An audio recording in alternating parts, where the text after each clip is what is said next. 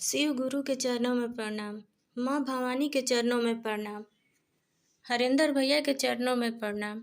नीलम दीदी के चरणों में प्रणाम।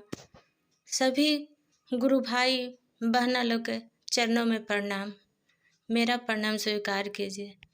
हम विभा शिष्या सभी गुरु भैया लोग के गोड़ छू के प्रणाम करतनी। हमार प्रणाम स्वीकार करी जा। और एक प्यारा सा भजन सुनल जाओ। आसन लगा के बटिया जोहानी हो, हमारे गुरु नहीं आइले, गुरु नहीं आइले हो, गुरु नहीं आइले। आसन लगा के बटिया जोहानी हो, हमारे गुरु नहीं आइले।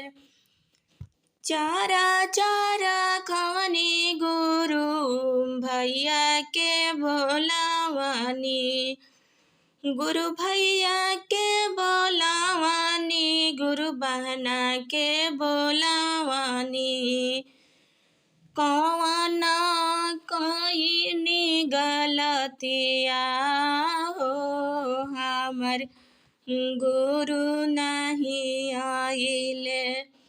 जलवा भरा के बटिया जोहानी हो, हमर गुरु नहीं आइले, गुरु नहीं आइले हो, गुरु नहीं आइले। आसन लगा के बटिया जोहानी हो, हमारे गुरु नहीं आइले। आइले हरेंद्र भैया तीन सुत बतावले, आइली नीलम दीदी चर्चा फैलावली।